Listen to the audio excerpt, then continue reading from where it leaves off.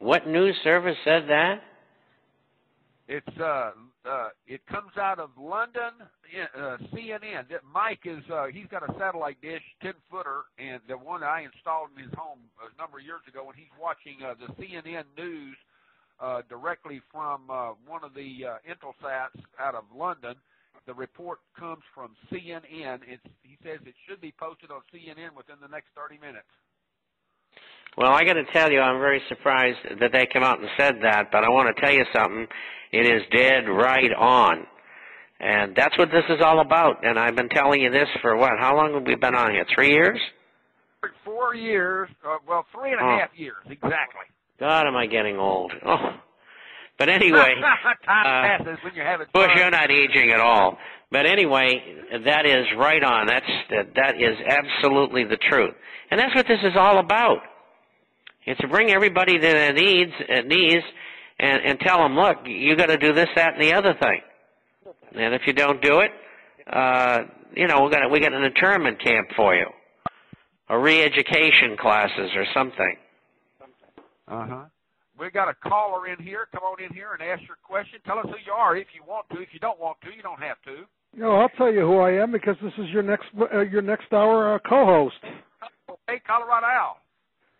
Bob, I look at what's going on in England. Everything that you've said has been on point. And when are the American sheep going to wake up, Bob?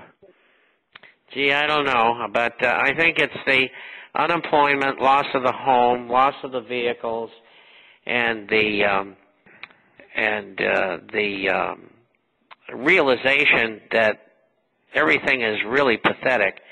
And when that happens, the empty belly will move them. And unfortunately, that's the way it's going to be. I heard something the other day. I've been saying that more than 50% of the people in America are functionally illiterate. That's true. And the other day, I heard the 40% in England. I couldn't believe it. That's unreal. Mr. Obama should be bringing the troops home from Afghanistan and Iraq, stationing them on the border, and we should be removing our police off the highways, collecting revenue, and rounding up the gangs in the cities and getting them out of the country. That's what the police should be doing, not collecting revenue, Bob. You're absolutely right. I got the question in another program earlier called Goal Seek, and the question was about Mexico. I said Mexico is not the problem. It's the drug dealers and drug addicts in the United States that are the problem. If they weren't using all those contraband drugs, we wouldn't have this problem. So how do you solve it? You put the troops on the border. You get the Coast Guard working, and you start using the Air Force in a proper manner to stop this. But unfortunately, our CIA and the banks are running the business. Mr. Greenberg's AIG is a CIA front. Did you know that? That's right. We've got a problem talking about it for years.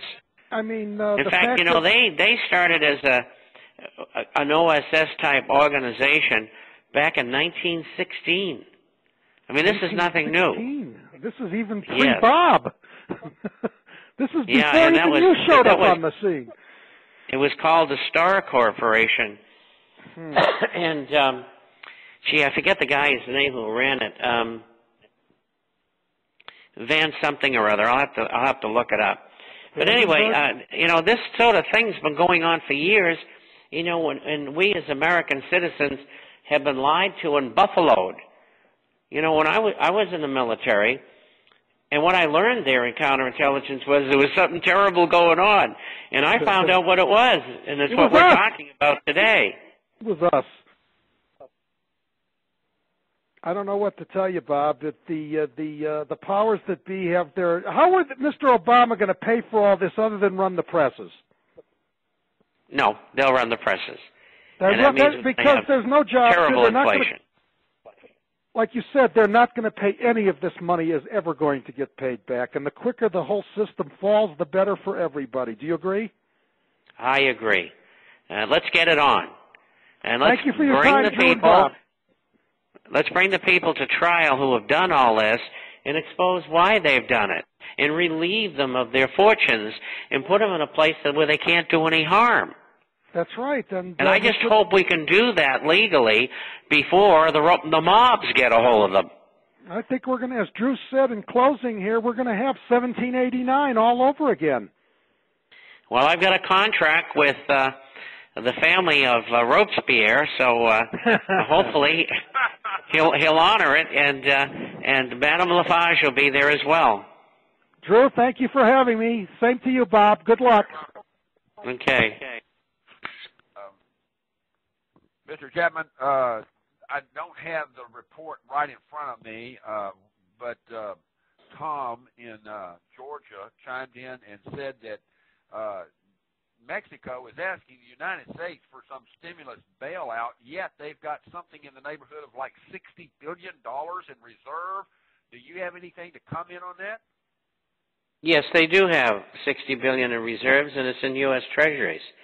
And they've just asked for a loan from the International Monetary Fund of $47 billion. That's so that they don't have to sell their treasuries, because they've just sold probably about $30 billion worth. And so that's a way of getting around that. And, of course, the IMF makes the money up out of thin air for all intents and purposes. And so Mexico is only doing what they have to do. And they get problems like everybody else has, although I must say the crime in Mexico is very, very small besides what goes on between the government and the narcotics people. And that's where the real problem is. And again, if you've got forces on the border and you got them in the ocean and you got them in the air and you get really serious about this thing, that'll end. A pop-up message from Debbie in Pennsylvania says, Mr. Chapman, with the money going to Mexico, I see a problem because right here in the United States, Rite Aid has just announced that they're going to close 117 stores over the next year, attempting to cut costs because they are having to do large write-downs, which has doubled the Rite Aid fourth quarter losses. And Rite Aid is one of the larger drugstores in America. I don't see.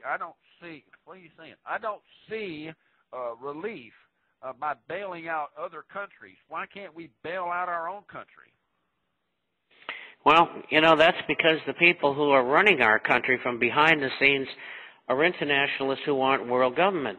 And, the faster the Americans get on their knees and the Europeans, the better, because they're the big powers in the world. I know China and Japan are as well, but we are the biggest. And so the faster we get on our knees, the better. So that's why they're helping the other people, and they're not helping Americans or Europeans. Mr. Chapman, Drew made a comment on Monday's show about the Carlyle Group purchasing land and real estate in China, but the Chinese are coming to the United States and buying land in places like Seattle, New York, San Francisco, and San Diego, and the areas around California in droves. I see a disparity here.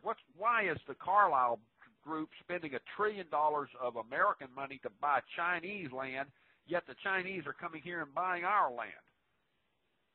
Well, I think it's probably for diversification and opportunity to do something in China.